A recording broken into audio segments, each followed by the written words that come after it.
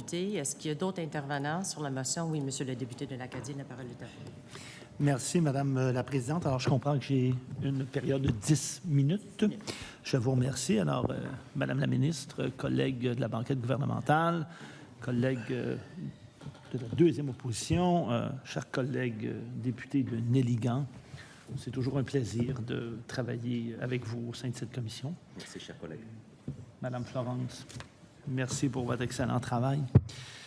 Écoutez, j'ai lu attentivement la motion qui a été présentée par le député du Parti québécois. Je vous dirai d'emblée que je suis d'accord avec cette motion et cette demande. Mais je vais vous expliquer dans les minutes qui suivent pourquoi.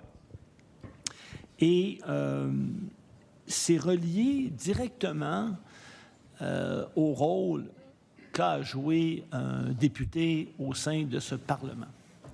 Et ce rôle, c'est celui de contrôleur. On travaille à l'élaboration de la législation, mais on a aussi un rôle fondamental à jouer en ce qui a trait aux dépenses de l'administration publique, du gouvernement, un rôle où on doit poser des questions pour s'assurer que l'argent des Québécois et des Québécoises est évidemment bien dépensé. Et je vous dirais que j'ai trouvé cette motion très intéressante parce que le gouvernement veut mettre en place une autre agence. Et mon collègue, le député de Néligan, y faisait référence. Ce gouvernement, le gouvernement de la CAQ, a créé l'Agence Santé Québec. Là, on arrive avec une autre agence, mais on n'a pas une idée des coûts. Combien vont gagner les dirigeants? Combien y aura-t-il d'employés? Et ça m'apparaît excessivement important parce que quand je regarde la façon dont le gouvernement de la CAQ gère les finances publiques, on assiste véritablement à une perte de contrôle. Et la dernière mise à jour économique, comme le soulignait mon collègue le député de Néligan, entraîne à nouveau un autre demi-milliard de déficit. Donc, on n'a même pas d'idée où ça va s'arrêter. Maintenant, quand je regarde ce que cette agence-là va faire, Mobilité Infra Québec, le gouvernement de la CAQ veut lui confier les projets, la réalisation, planification de projets complexes de transport. Et donc, si telle est la mission de cette nouvelle agence, j'imagine qu'ils vont devoir embaucher des gens hyper compétents.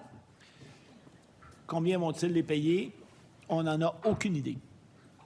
Quelles sont les sommes d'argent qui ont été investies jusqu'à maintenant pour élaborer ce projet de loi? On ne le sait pas. Mais surtout, quelles seront les sommes qui seront nécessaires pour mettre sur pied Mobilité Infra Québec?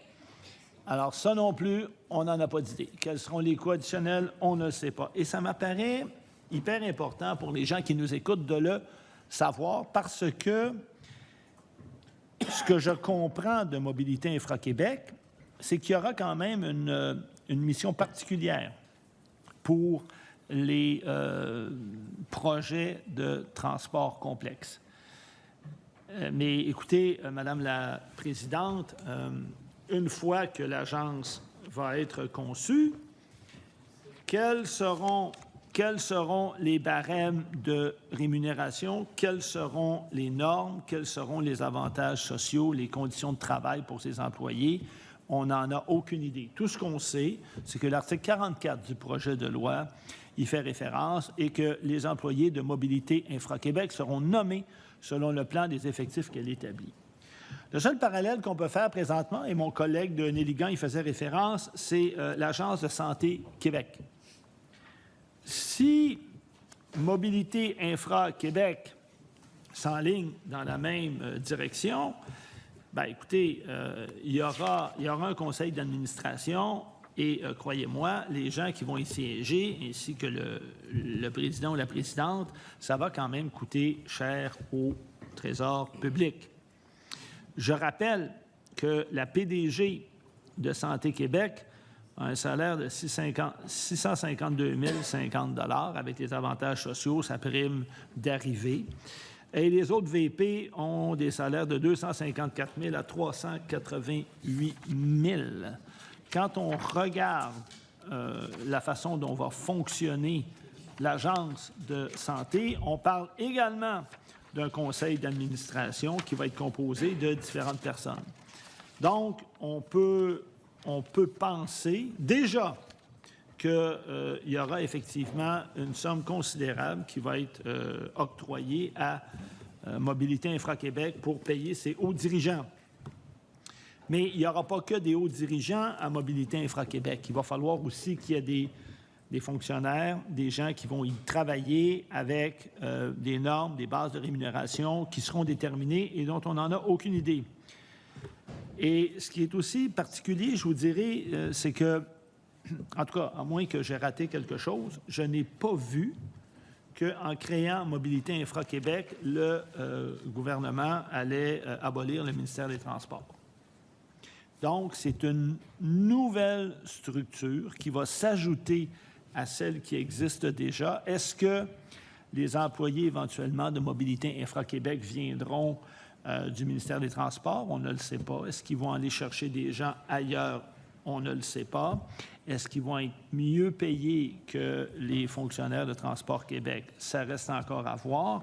Mais il y a une chose qui est sûre, c'est que ça semble être, encore là, une agence qui va,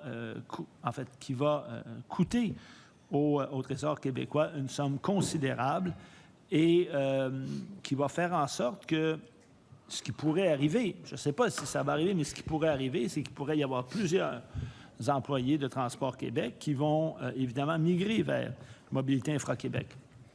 Alors, qu'est-ce qui va arriver à Transport Québec? On ne le sait pas. Est-ce que ces postes-là vont être remplacés? Est-ce que ça va créer des coûts additionnels? Autant de questions et on n'a aucune réponse. Et je reviens à ce que je disais au départ. Moi, comme député, j'ai un rôle de contrôleur des finances publiques. Et c'est la raison pour laquelle, au fond, j'appuie la motion qui a été présentée par le collègue du Parti québécois des Îles-de-la-Madeleine, parce qu'il me semble qu'à titre minimal, on devrait au moins savoir s'il y a eu une ventilation des coûts. Quelle est cette ventilation des coûts? Est-ce qu'il y a eu une prévision qui a été faite pour mettre sur pied Mobilité Infra-Québec? Présentement, on n'en a aucune idée et il me semble que c'est un minimum quand un gouvernement veut se lancer dans un tel chantier. Ça me semble évident, d'autant que le gouvernement de la CAQ, au niveau de la gestion des finances publiques, nous a entraînés dans un déficit sans précédent.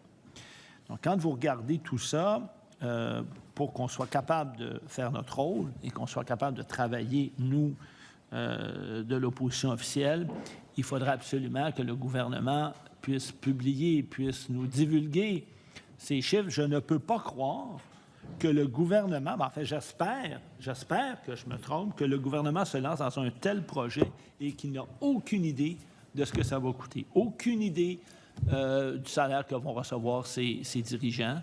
Et ça m'apparaît être une très, très, très mauvaise planification, même si dans la loi, on dit que l'Agence Mobilité Infra-Québec est là pour planifier. Il me semble que ça, c'est un exemple concret d'une très mauvaise planification et que, à titre minimal, on devrait le savoir au moment où on est en train d'étudier le projet de loi. Puis pourquoi on devrait le savoir? Bien, pour être capable de faire notre job. Parce que de toute façon, éventuellement, quand Mobilité Infra-Québec va voir le jour, comme pour l'Agence de santé Québec, on va en avoir des chiffres. Mais là, évidemment, on va être placé devant le fait accompli. Donc, moi, ce que je veux, c'est qu'on soit capable de bien faire notre travail de député, qu'on soit capable d'avoir accès à ces coûts-là avant, pour qu'on soit capable, justement, de questionner le gouvernement dans le cadre de l'étude de ce projet de loi. Alors, pour toutes ces raisons, Madame la Présidente, je pense que, non, je suis sûr que la motion de mon du collègue des Îles de la Madeleine est excellente et c'est la raison pour laquelle je vais l'appuyer. Je vous remercie. Merci beaucoup. Est-ce qu'il y a